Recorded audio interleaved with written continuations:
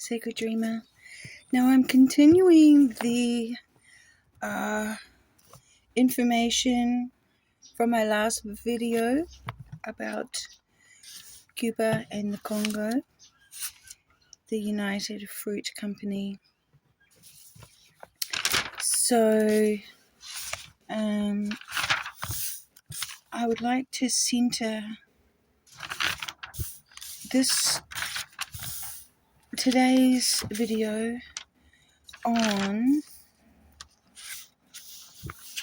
one Chacapero.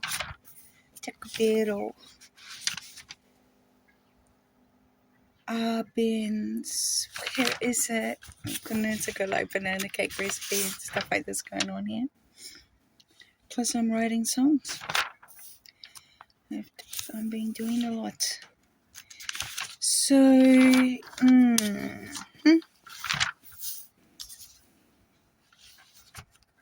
let us begin. So, one Jacobo Benz Guzman. One Jacobo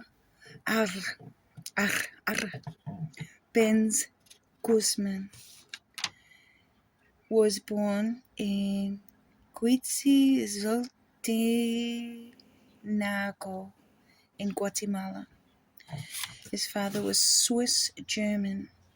He led the rebellion for a fair election, the True Red October, for the people of Guatemala to right the wrongs of the Templars' Spanish invasion of the indigenous Mayan people. His policy was agrarian reform law, where vast uncultivated land holdings were expropriated and redistributed to the poverty-stricken agricultural laborers, the slaves at the plantations. So, all Templar Jesuit governments do that. Has to be, usually it's like 100 years or more, and then they're like, oh, sorry what we did to your great grandparents and your grandparents and this. Here, you can have this section of land back, kind of idea, okay? But not usually before 100 years has passed. So, okay, back in this day, the United Fruit Company capitalists didn't like their monopoly going back to the people. So the CIA assets started throwing around this word that is very scary to capitalists: communism, camaraderie. The word itself explains camaraderie, comrade. So I spent the day listening to what is Guatemalans' sort of like traditional native music. And it's a xylophone. I was so excited about it. It's called marimba, the xylophone. So I listened to their music and things yesterday as I studied and wrote. Now, I think I'm going to call him Juan Jacobo Abens, or Juan, or Jacobo, or Abens, as I tell this story, okay? So he had 3 children. His firstborn daughter was Arabella, and I've got a lot to say about that today. And then a year later, he had another daughter, Leonora, born in 1942, also in San Salvador. And these first two girls were born at their grandmother's house. Now, I think what I'll do is I'll jump ahead, and I don't know how far back in history we'll go, but so Juan married Maria. Maria belonged to society elite. She received a privileged education in elite European institutions. On a family trip to Guatemala, she met the young Colonel Juan, and they married there in 1937. Okay, so that is the beginning of her. So her family, her full name is very long. Oh my goodness.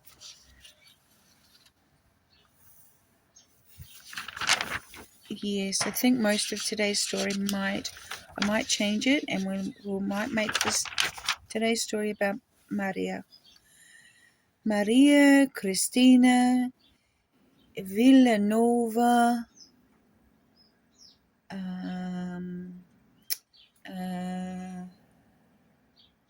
Castro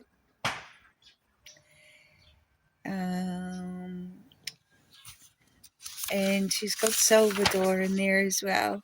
Okay, she's comes from a long line of royalty. Okay, so I'm just going to read it as I wrote it. Let's just go there, because otherwise I'm going to be turning a lot of pages. So, and the little son, the youngest boy, his name was called Jacoba, Jacobo, and he was born in 1946, the youngest child, born in Guatemala City, and he is still alive. Okay. So let us go to, in 1954, Che Guevara was in Guatemala, and Presidente Juan Arbenz gave a rallying speech urging his nation to resist the CIA-backed invasion. He had previously tried to smuggle arms for his civilians, but the cartel was paid off and flipped on Arbenz. That was the start of many betrayals about to unfold. He told the Guatemalan people that he had been threatened physically by Ambassador Purifoy and was confronting the Operation PB success. So earlier that day, US Ambassador, known as Smiling Jack to his staff, had forced his way into the Presidente's private dispatch, accompanied by a handful of treasonous Guatemalan army officers from the 480 that were the trained force of Carlos Castello Armas, that the CIA got them to train up for, I think it was like 7 months or something. 7 months since the August of the year before. Maybe it looks like 9 months perhaps. Anyway, John Emile Purifoy held Arbenz at gunpoint, demanding his immediate resignation in writing. Captain Enrique Reis, the Presidente's personal guard, drew his gun on Purifoy, and the intruders were forced to leave.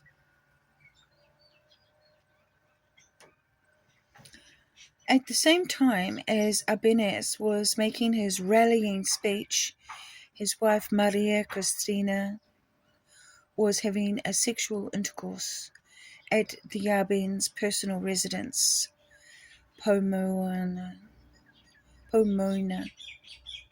described as her lover. And you can bet your gold and silver it was a CIA agent. Now, Arbenz came home only to be shattered by his wife's indiscretion. She asked her husband to deal with it in a civilized manner and not shoot himself. Arbenz spent most of the night cursing and crying. All he had done, none of it mattered anymore. He was progressive. He started the Red Revolution 10 years.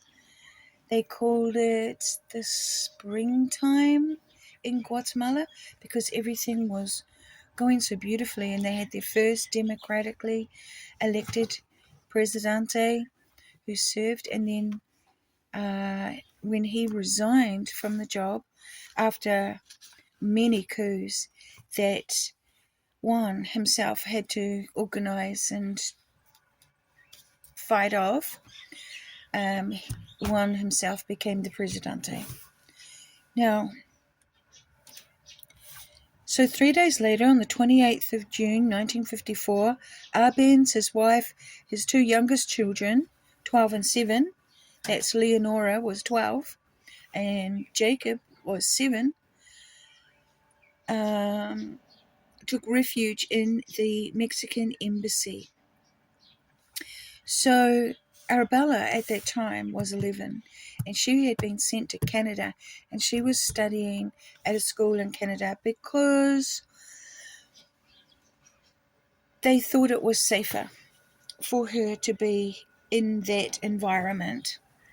Now, Captain Enrique Reis, the Presidente's personal guard, was taken to Antigua to face a firing squad, but clemenced. I was supposed to look up that word, I forgot, and instead was sentenced to 30 years to be served at Granja Pinho, Canada, in Escientia.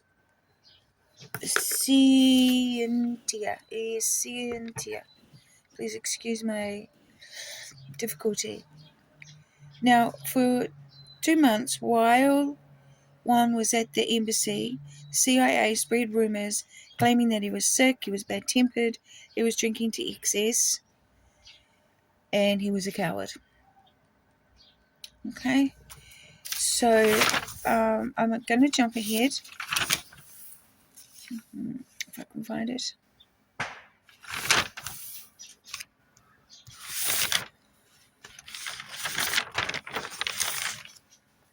Yeah, okay, I'm so sorry. I'm just going to read it as I've got it, as I studied.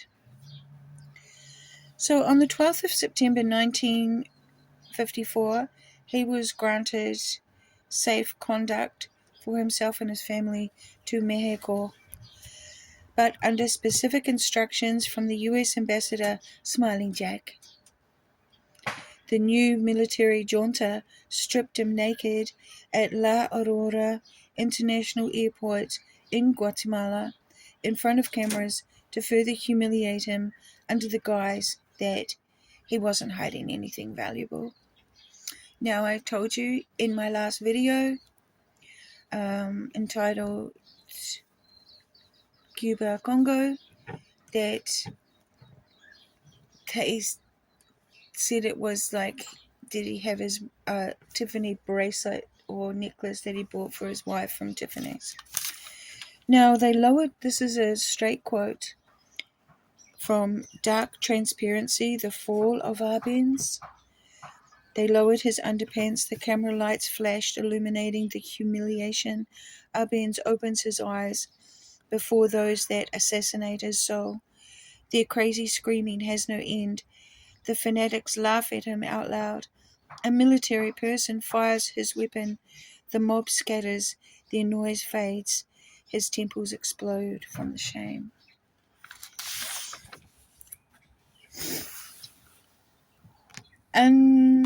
On the 5th of October 1954, under instructions from Smiling Jack Purify, Castillo Armas insisted that the Mexican government return Arbenz to Guatemala, but Mexico said no. And on December the 7th, the family left Mexico to get Arabella in Canada and flew to Paris. Paris to Switzerland, where he was not permitted to stay unless he renounced his Guatemalan citizenship, which he refused. The family was sent to Prague in Czechoslovakia. Carlo Manuel Pelagia, Arben's best friend and close companion, was a double agent working for the CIA. He's the one that gets to write the book. He introduced Maria to a Cuban named Inyo de la Roca at his brother-in-law's house. Inyo, CIA agent, specializes in seducing wives of important men. He is good-looking, speaks various languages, said he spent years in the French Foreign Legion with a history of colonial repression in Algeria and Vietnam. So he is a person who repressed native peoples. His cover story is that he is an exiled Cuban political pursued by Batista. Now, Batista I did also mention in my previous video, CUBA. The same Batista that will be defeated by Che Guevara Anestito, my hero, in 1958. Now, Inyo de la Roca, who had seduced the First Lady, was now blackmailing Arbenez. He too had managed to get asylum in the Mexican embassy. So, this is the part. Now, Inyo made Arbenez pay him US $20,000 when they were in the Mexican embassy before they flew to Mexico, which is the rumors claiming Arbenez was sick, he was bad-tempered, he was drinking to excess, he was a coward. Paid the $20,000 to quiet he didn't want bad stories to come out about his privileged wife. Didn't want to ruin her reputation. Okay. He was a gentleman. Now, Inyo followed the family to Europe, and when they arrived in Paris, La Roca called Arbenez by the phone and asked to see him urgently. This is before the Switzerland trip. Before going to the meeting, Arbenez put his 45mm pistol in his pocket, but Maria noticed him do it. Juan met with the Cuban at his apartment on Kleber Avenue. La Roca said he knew Arbenez was armed and determined to kill him. And once more, Arbenez realized he had been betrayed by his wife. La Roca suggested that it would not look good to his wife and children and political supporters if he simply murdered a helpless Cuban. And then he showed love notes written by Maria on a coffee table by a photo of her, which would probably in a compromising thing. And he said that a Brazilian journalist had photocopies and he wanted $25,000 so that they wouldn't get published. One said he didn't have the money, that all the money in the family belonged to his wife, Maria Cristina. Well, said the Cuban, it was she who suggested I ask you for the money. Now, something else bad happens because Arabella, 13 or 14, she stays here in Paris to become a model. So they went to Switzerland. They had to drive to a car-free resort village called Zermatt. It's in Valais. Now, Valais is very old, and it's known as a werewolf land. And then they went to Prague. So the Czechoslovakian government was very uncomfortable with Ibanez living in their country. They were scared he was going to ask for the return of $5 million that Ibanez had paid for obsolete, useless weapons they had sold the Guatemalan government in April 1954 when Ibanez tried to arm the civilians of Guatemala. The request was intercepted by the CIA.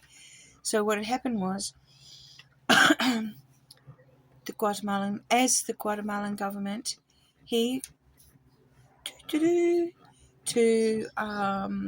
Czechoslovakia and was like, bro, we're in trouble. You know, Czechoslovakia, of course, was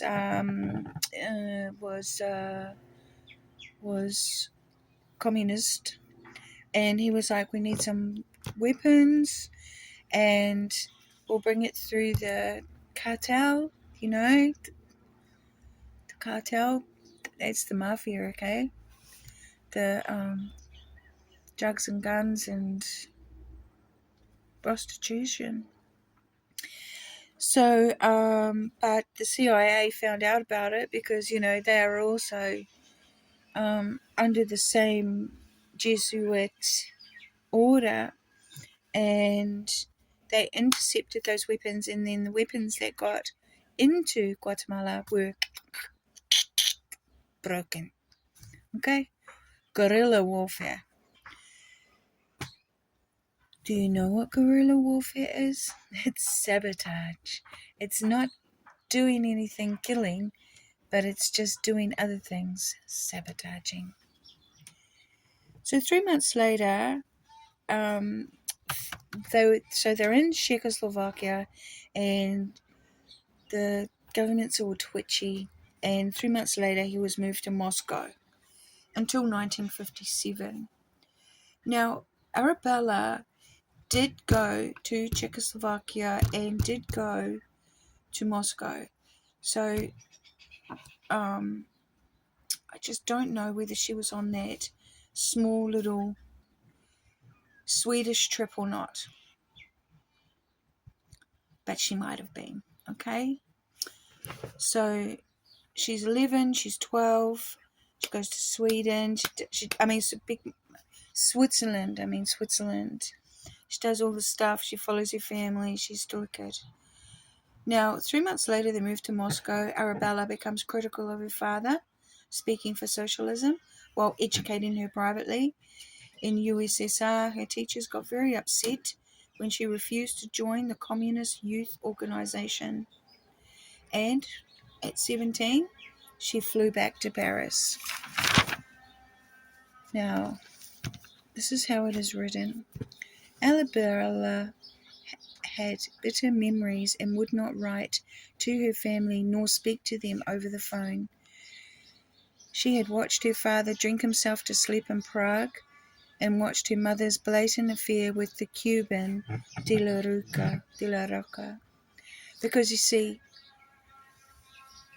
one was an experiment, a specimen by the Jesuits. They wanted to see what would happen if you pushed a man to his edge. So I've written a little bit more about Arabella here. So I'm just going to read to you my notes that I've got. So it is written, in El Salvador. Okay, so let me just go on a backstory here. So the Arabella, She's in Paris, but you don't find a lot of information at all about her doing runway work or photographs for magazines, or just it's pretty sparse. So you know what happened, don't you? She was totally owned by the cartel, which basically, I'm just going to put it this way, she was Epsteined, alright? She's trafficked. Now, she's not the only one. So, El Salvador, that's her mother's territory. It says it says that Arabella had a lesbian relationship with a woman named Naomi, who introduced her to LSD and marijuana. I'm not exactly sure what to sort of kind of assume about Arabella's mother, but I will continue. And in Mexico, Arabella and the actor Enrique Roca starred in a film about incest called A Pure Soul, written by Carlos Fuentes. For its release, Life magazine, in Spanish, featured Arabella on the cover of their 16th of August 1965 edition and provided a multi-page spread. Arabella is now 25. She is fluent in Spanish, English, Italian, French, and Russian.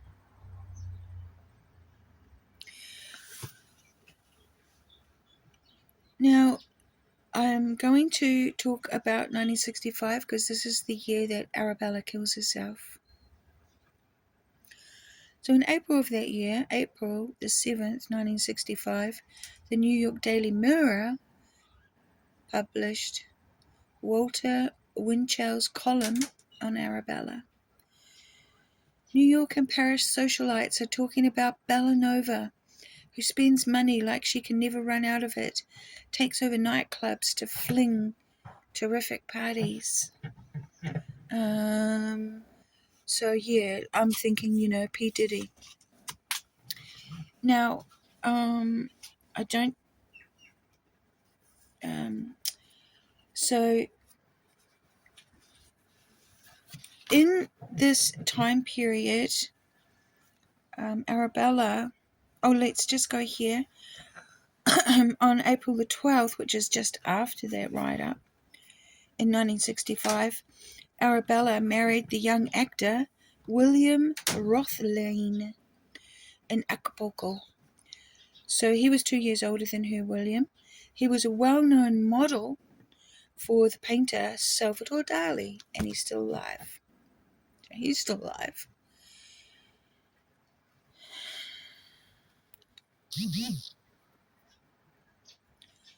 There was 2 films published with Arabella in it in 1965. The other was a film called Tajamara, a Mexican film. Now, The Pure Soul, An Alma Pura, was filmed in New York, and maybe that's where she met William in New York, the one that she married. Now, all of a sudden, there's something, and it's just like you don't know anything anymore. But at this point in time, the future Mexican television magnate and owner of Televisa, who was 10 years older than Arabella, his name was Emilio Azcárraga Milmo, also known as the Tiger. He had installed Arabella in an elegant penthouse, gave her a Mercedes-Benz convertible, and paid for all her expenses and luxuries. So that means Arabella was bought. She was bought by Emilio, and he owned her. Okay.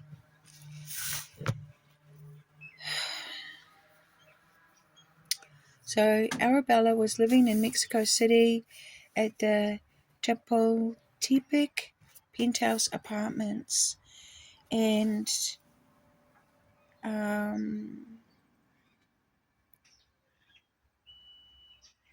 now this is where it gets really weird, because it says Arabella had a fling with the tiger's favorite nephew, and I don't know who that is. And also, there's a singer called Chavela Vargas who says that he had a fling with Arabella as well, and that's why the TV magnate would never let him be on television or get famous. Okay. Now, obviously, he's a powerful man, Emilio, because the moment he found out that Arabella had a fling with the tiger's favorite nephew, he had her deported from Mexico within 48 hours. Okay, so on the 24th of September, Arabella began stepping out with the matador, the bullfighter, Jamie Bravo, Akiga.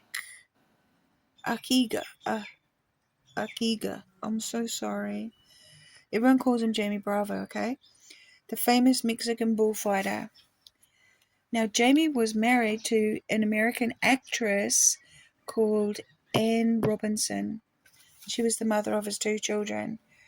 Obviously, it wasn't it's sort of like that's the honeypot, okay?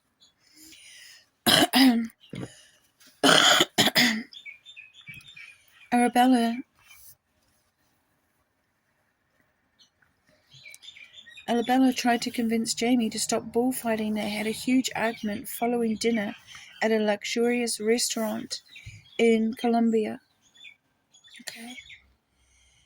Now, I've got some more notes on that. Here we go. On the 26th of September 1965, Arabella exhibited signs of severe emotional instability, and a recurrent nervous crisis that persisted for several days. On the 3rd of October 1965, Jamie Bravo was gored during his bullfight in Bogota. And then, I've got more. After the gore by the bull on the 3rd of October, Bravo went on the 5th of October to the luxurious gentlemen's club in the Colombian capital. So, remembering that Jamie Bravo is also sold a soul. He's trafficked as well, okay? He's part of the... Oh no, he's caught up in it. Okay, sold a soul. Arabella had phoned the place pleading to speak to Bravo, but he had completely ignored her as he was inebriated and in a foul mood after the goring. Now, it says at 8 p.m. on October the 5th at the restaurant in Bogota, amid an argument with Jamie Bravo, Bella took a gun from her purse casually, opened her mouth and shot herself. Now, I don't exactly know how it's done, but, this is me, and I'm a wealthy person and I'm eating my food. It would just be as simple as I put down my fork or something, and I opened my purse, I took out my weapon, and I could have still been talking with my hand. But what happened was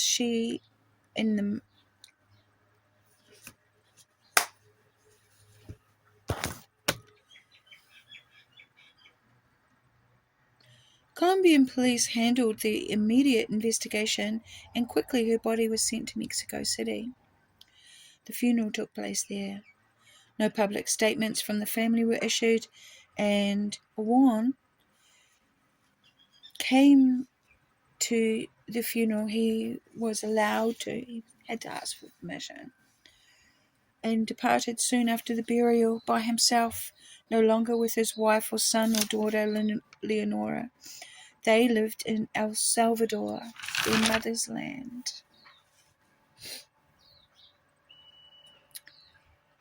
And Juan lived in Cuba. Okay.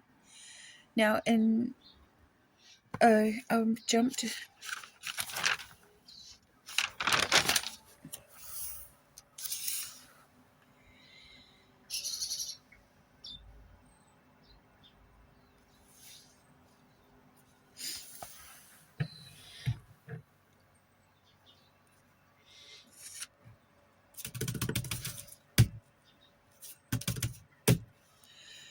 Maria Cristina Villanova Castro, daughter of the politically connected Salvadorian family of El Salvador in San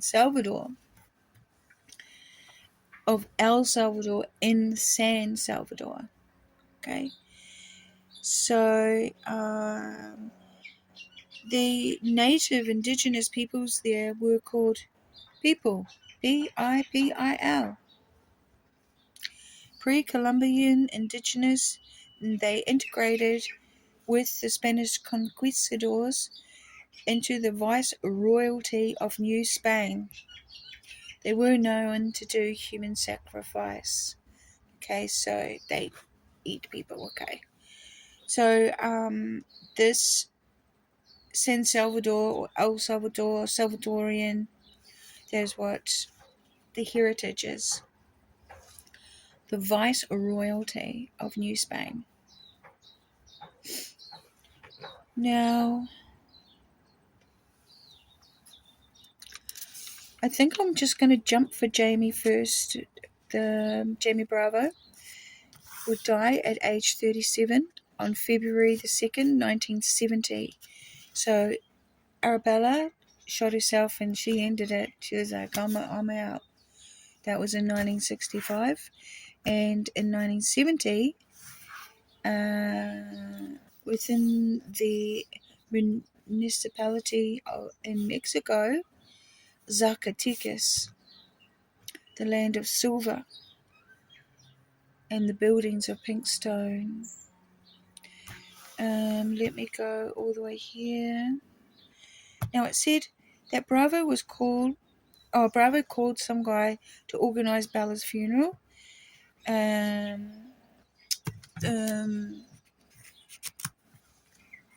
Who, he tried to sort of upstate it kind of a little bit, you know what I mean? Give her a decent burial. Because by this time the guy that kicked her out, Emilio, which had only happened in I think it was August. I don't know, but it was before September, okay? So between April, when she got married and she was happy and she's still living at the penthouse apartments, and September, when she's exceedingly nervous and she's running around with the matador, something terrible has happened. So terrible. Now, Bravo carries on. So in 1965, he was in Las Vegas for a promotional bullfight. And Las Vegas, that's where you see photos of him with Sammy Davis Jr. and let me remember who else it was. It was that's right. It was Eva Gardner's husband at the time.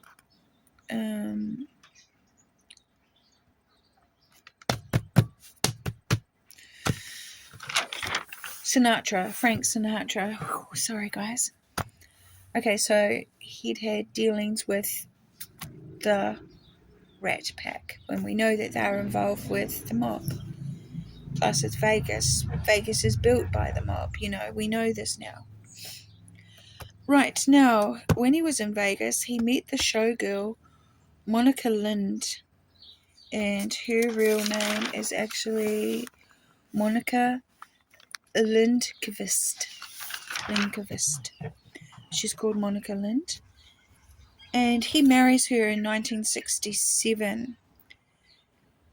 Monica worked at the Tropicana Las Vegas. It was the casino hotel on the Strip, the most expensive resort, and it was owned by the mob. Okay. So you can say that Monica was a honeypot. Obviously, at this point, he left his wife. He had a child to Monica. He had a little son, if I remember. Now,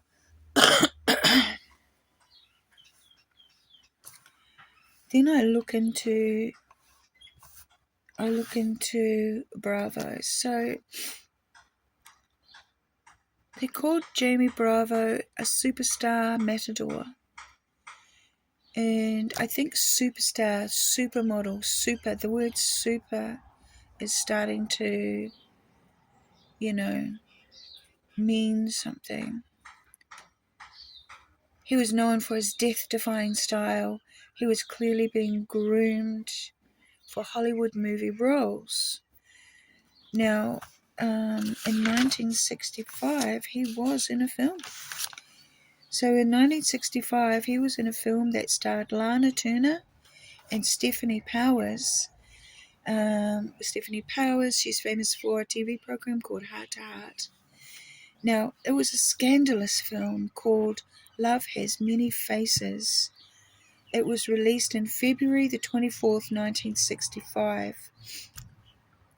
I got a funny feeling that when Arabella and William, the model of Salvador Dali, and Bravo, in this 1965 sort of like film star bit part guys, because they all played not central roles. They weren't the stars.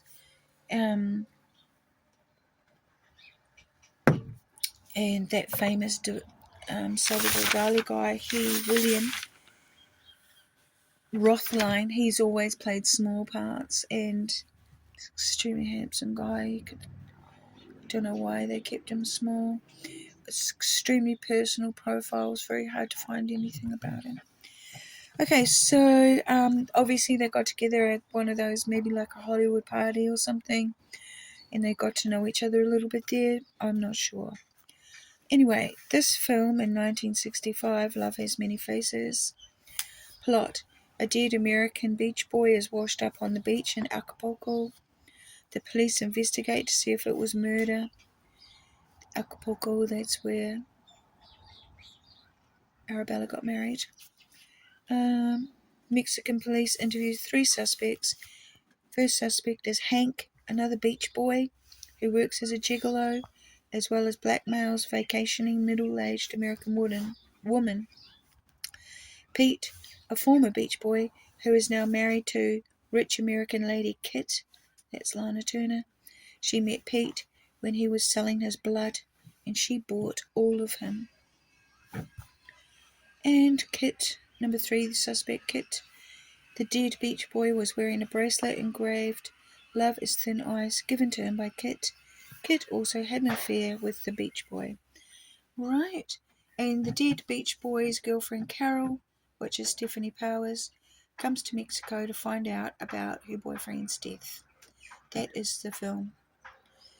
Now, what interested me here was rich American lady Kit met Pete when he was selling his blood and brought all of him. And everything that we are learning right now, I think that's important. Okay, so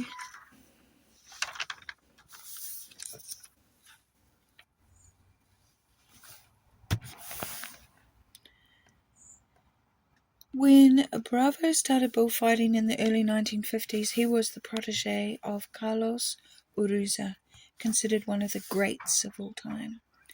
So we've got the greats, and then we're coming into the superstars. Oh, sorry, just checking my time. Arusa met his death in an auto accident in Mexico in 1966. He was 46 years of age. So the Bravo, he was the protege of Carlos, and one year, or I don't know, the next year after Arabella has killed herself, he died in an auto accident in Mexico in 1966. He was 46 years of age. It needs more details, and that I can't find. 1967, the great Spanish bullfighter died, Manuel Jimenez Moreno. He was 65 years of age. Now, not only was Manuel a Roman Catholic, he belonged to a brotherhood known as the Pontifical and Royal Brotherhood and Confraternity of Nazarenes of Our Father Jesus and the Great Power, and the Most Holy Mary of the Greatest Sorrow and Trespass, or Great Power for short. Jesuit Templar. Quite a number of bullfighters have been members, and the Brotherhood's roots go back to 1431 AD. It's smack in the middle of the Dark Ages.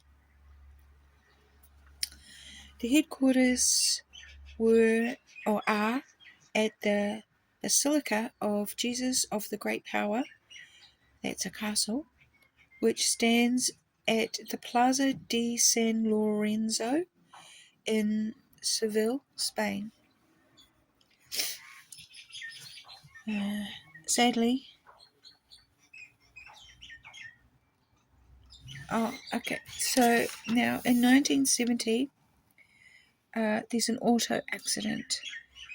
Jamie doesn't drive. Jamie Bravo doesn't drive. He has a driver.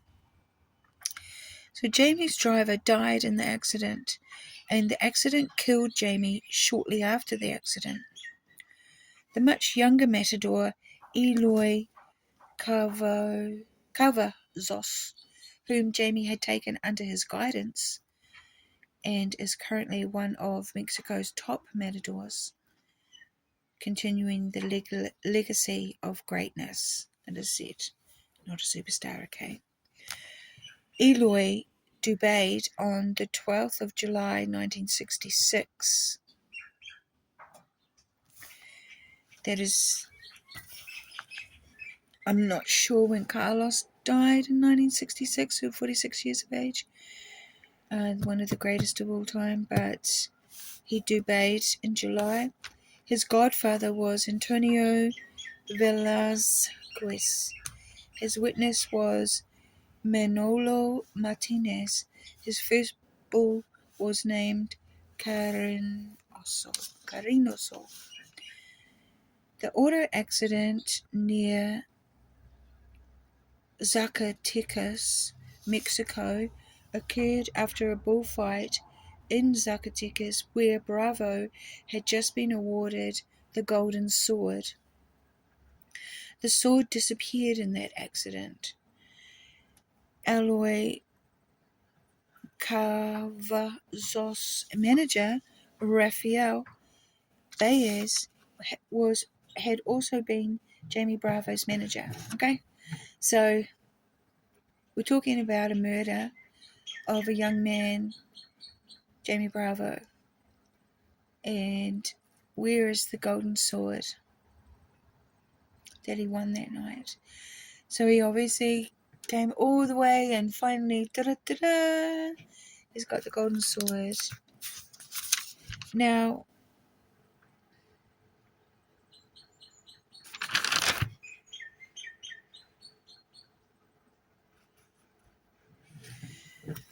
yes, so I'm going back in time a lot here, but after her, I didn't say how how Juan died. Did I not say? So,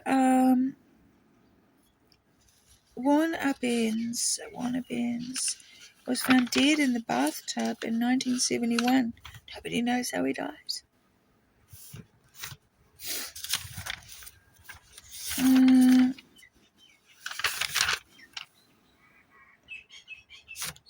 Now it says here, during his life in exile and right up to the moment he died, Abens was pursued without mercy by the CIA. They used local secret police to maintain him under constant surveillance and used the press to discredit his every word. Document even shows how much money little Jacob had in his pocket when he went to the local store.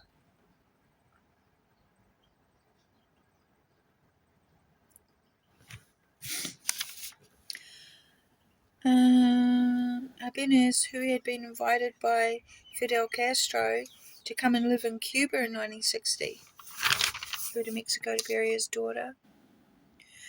On the 27th of January 1971, Abens, only 57 years old, died in his bath in uncertain circumstances.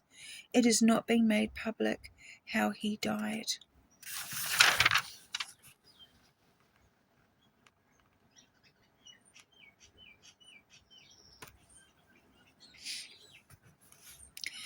So Fidel Castro is from the Castro family. That's Maria's family as well, because her last name is Castro. So the Castros still got to take over, and Che Guevara was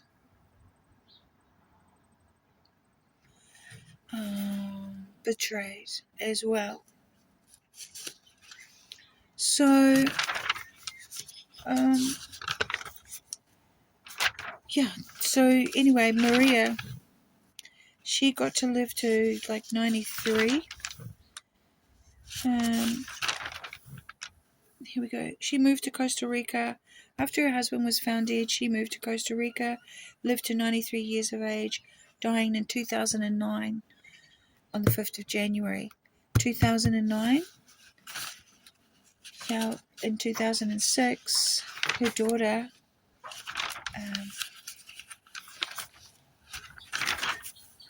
second daughter, committed suicide. So I want to go back here.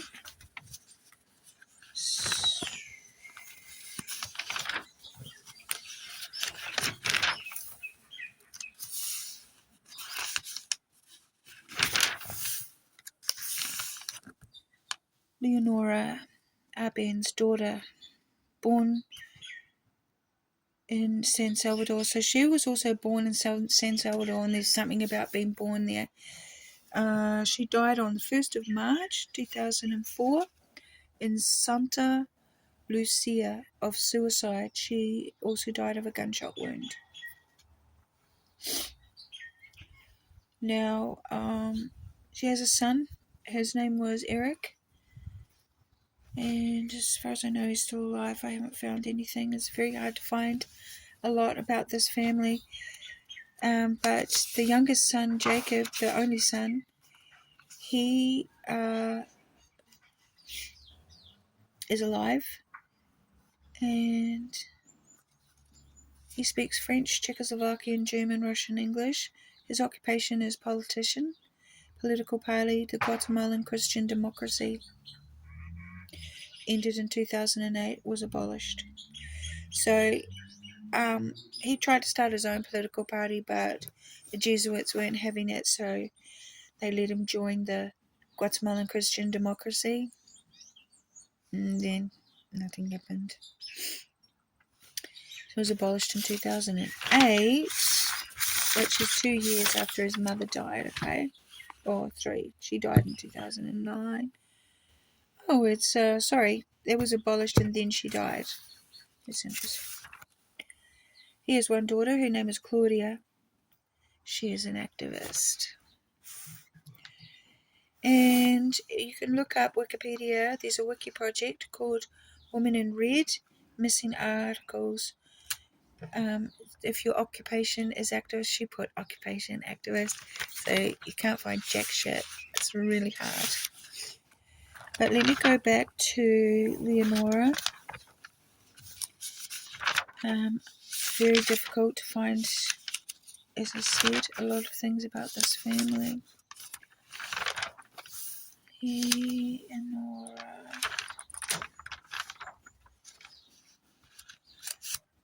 Oh, well, I just for a minute here. Juan. No, not Juan. Jacob Abenez. His name is Jacob Abenez Villanova. He spent most of his 50 years in exile: Mexico, France, Switzerland, Czechoslovakia, Soviet Union, Uruguay, that's Prague, Cuba, and El Salvador, but mostly Costa Rica. So he's lived with his mama. Now, Jacob graduated in business management in El Salvador, and prior to returning from exile, he had owned and ran a coffee plantation, a cattle ranch, and a company dedicated to non-traditional export.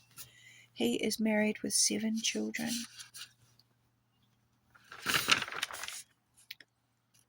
So I wanted to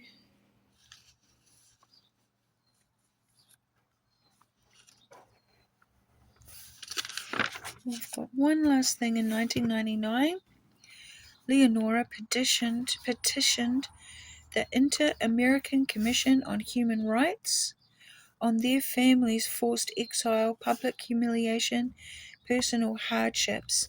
It was filed on the 27th of December 1999. The Arbenz family, victims of imperialist aggression. Now, Leonora committed suicide in 2004 by gunshot. I don't know why. She had been institutionalized a couple of times because she had emotional outbursts, and she was mentally unstable sometimes, something like that. Anyway, she has a son. His name is Eric, who continued fighting for a formal apology, and it was delivered on October the 20th, 2011, 57 years later. But there was pro-communist elements in government and military, which continue to complicate the forgiveness of Juan because of the arms deal with Czechoslovakia. So, because Juan has a Swiss heritage, he was also empirical, and what that means is he was capable of coming into great power, and he wanted to do good for the whole world. And because of that, they, which is the capitalists, imperialists, monopolizers, destroyed him and his family. If you see a photo, even though it says Jacob owned, the coffee plantation and this and that, I bet you that was a name only. I bet you that guy hated every minute of having that on his resume, because if you look at a photo of him, you will see a broken man. Questioning. His face is questioning why. That is my story for today. I'm going to keep up with this CUBA CONGO thing because I have something terrible to tell you all. Not only about the death of Shay, but about the cannibalization of little people, pygmies. Till next time.